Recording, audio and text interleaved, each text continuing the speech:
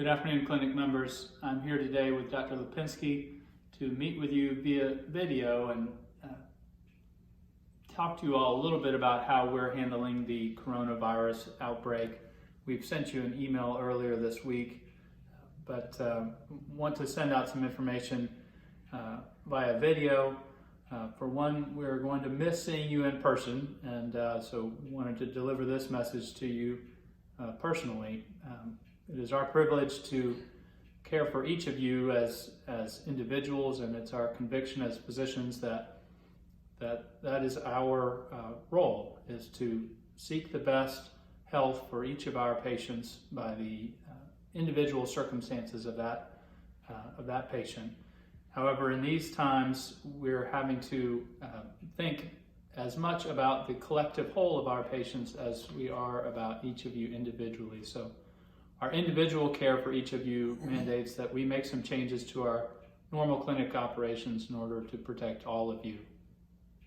So Dr. Lapinskes and I are going to discuss a little bit how we'll handle the clinic over the next weeks, we anticipate, but we'll update this a week at a time. So for the coming week, I'm going to ask Dr. Lapinskes to talk about how we were going to handle routine scheduled appointments.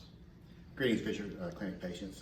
Again, we kind of the privilege to be able to take care of you guys, and we're thankful for that, and trying to figure out how to handle the current situation and continue to maintain our mission to take care of our individual people.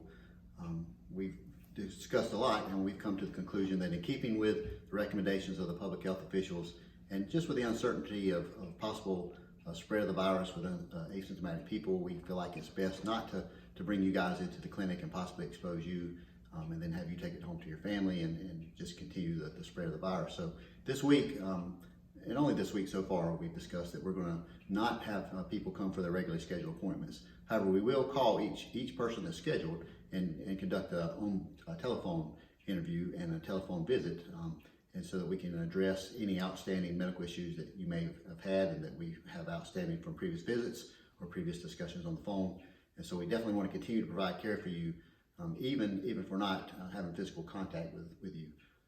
We feel like this is best for your safety and for the safety of your families. Great, thank you. I'll speak now a little bit how we're going to handle sick appointments.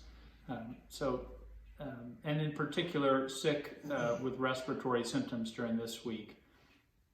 If you feel that you have a respiratory illness of some sort, coughing, sneezing, runny nose, fever, any of those symptoms, we ask that you please call the clinic and allow us to triage that situation appropriately.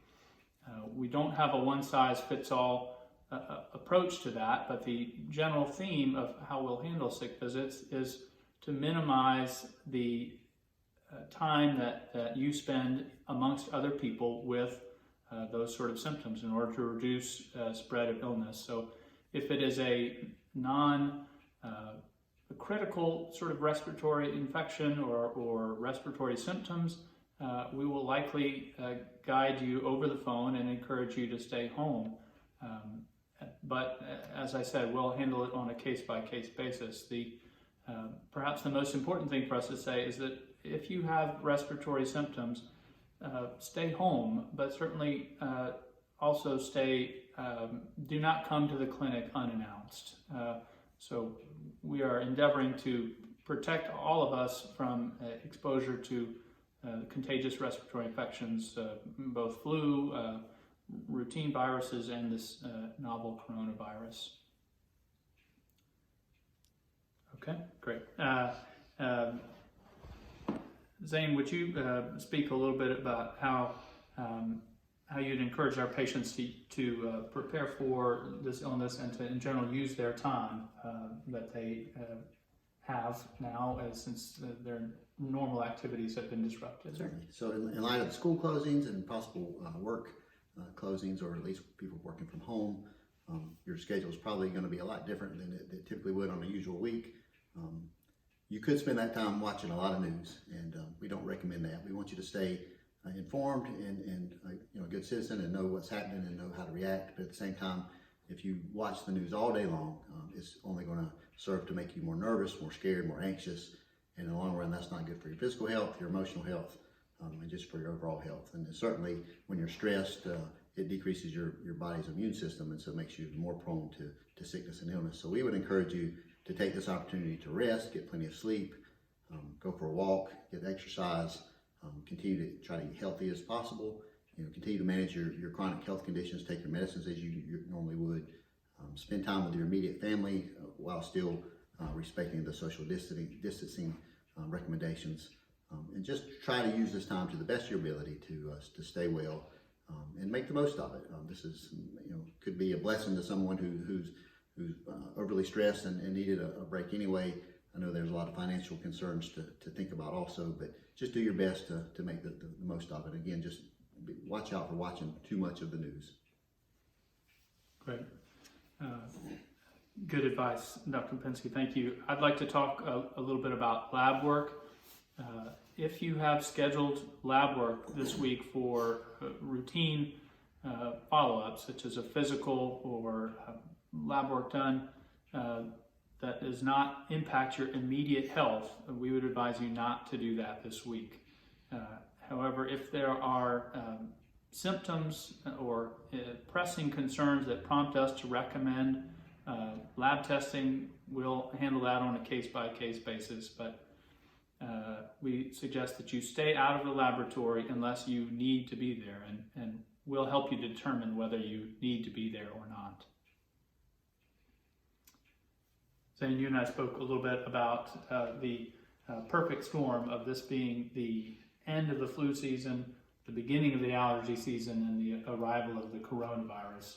Could you speak a little bit about that? Certainly. So, it's, like Dr. Fischer said, it's a difficult time of year with flu season ending, allergy season beginning, other respiratory viruses circulating, and then the onset of the coronavirus. So it'll be very difficult to determine what you have and based on those symptoms. The good news is the treatment for most of all those is the same. Most of those are self-limiting, meaning they'll resolve on their own.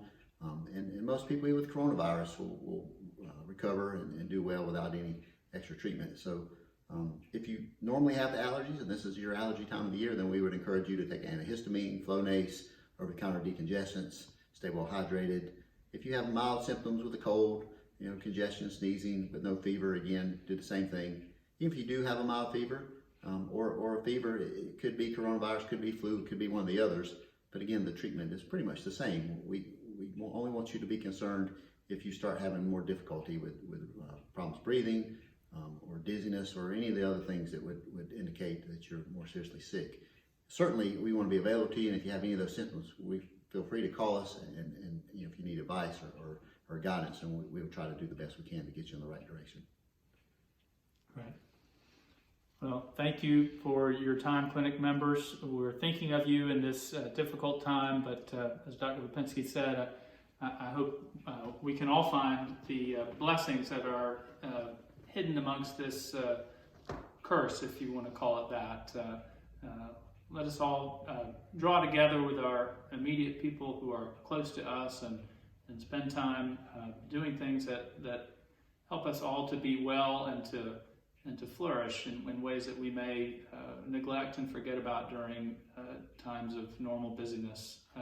So we're thinking of you, and we wish you well, and stay well. Call us if you need us. We'll be here.